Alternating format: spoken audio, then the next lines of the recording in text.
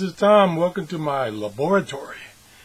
And I want to thank everybody for the suggestions they've sent in about getting this SDR to work on the shortwave band. Unfortunately, none of the suggestions worked or helped anything. This thing works, or appears to work, good on medium wave. It appears to work good on VHF and UHF, but in the shortwave band, it's terrible. As a matter of fact, I've watched the output of the SDR on SDR Sharp, and as I pass over 1700 kilohertz, the output just goes to zip. And maybe the fact that it's medium wave, and we have a lot of strong medium wave stations in the area, that looks good.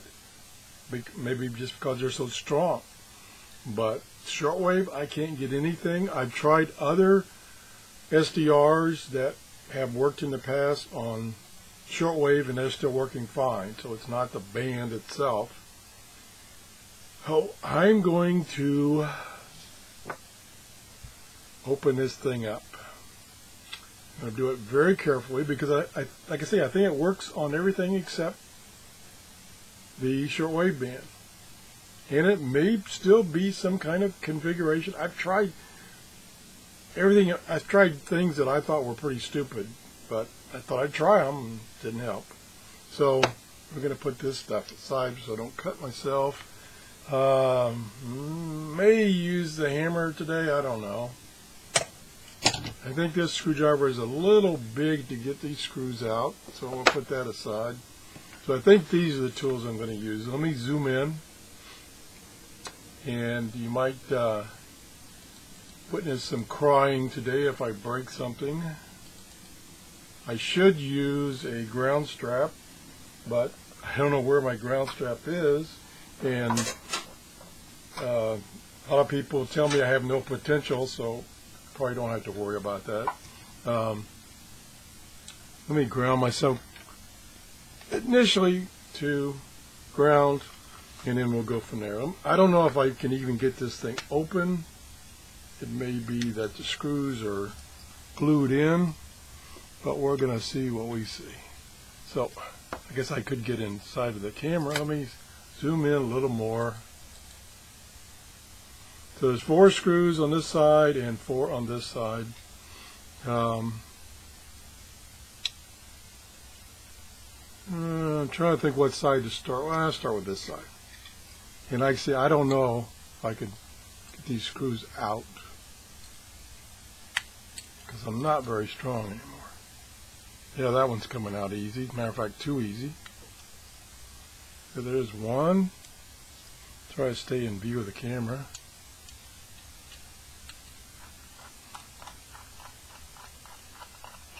2, and as I've said in the past, this is a very generic product.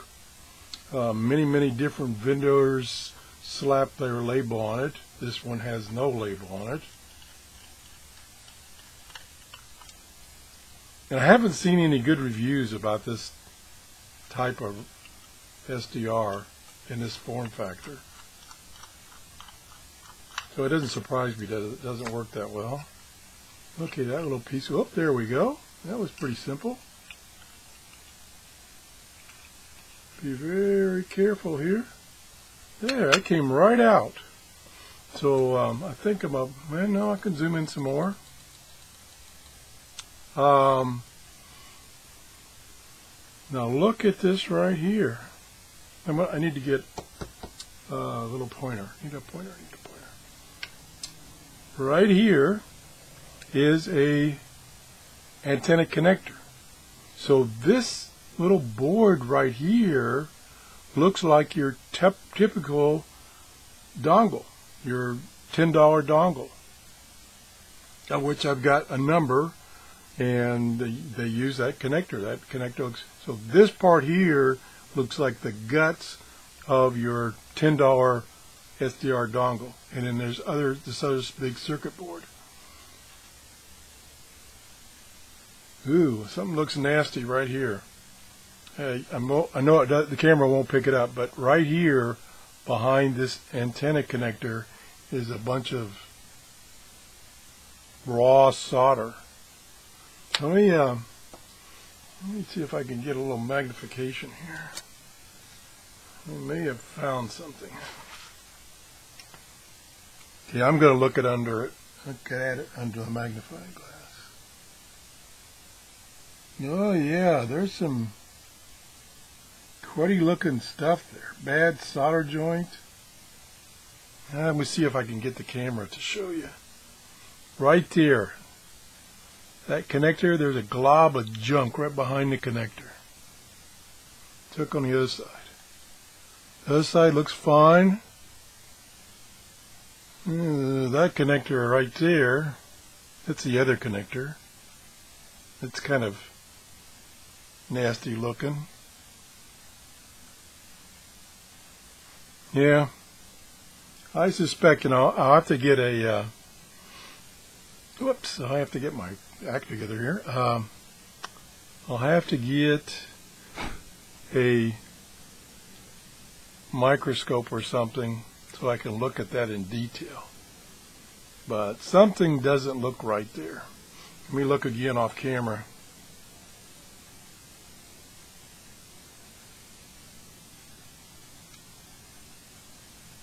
Oh boy, that looks nasty.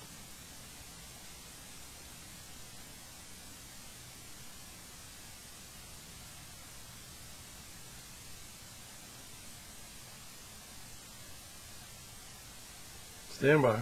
Yeah, that really right there. See if I can get the camera right there. That kind of black spot behind the third pin there, the middle pin. That looks nasty. It almost looked like something exploded there. Let me look again. But it didn't. I think it's just nasty soldering. There's a wow.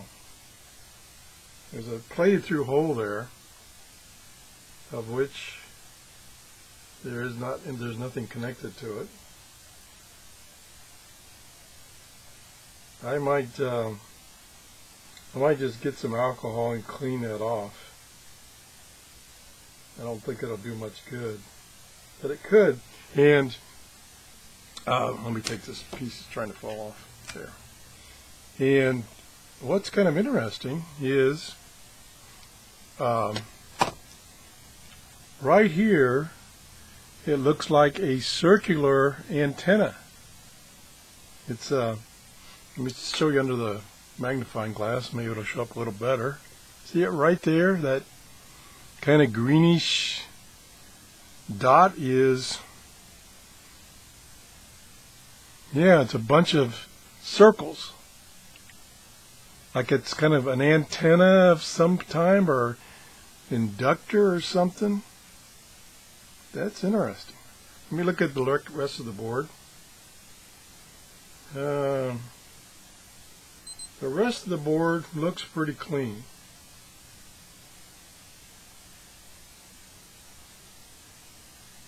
I'm looking backwards into the back of that particular connector, and it's kind of dirty. It's almost like rosin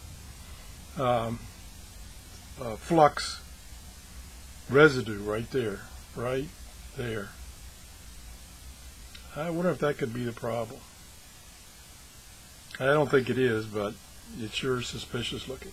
And that is the antenna for the medium wave and shortwave band. So we're going to clean it up and see if it makes any difference. So that's about it.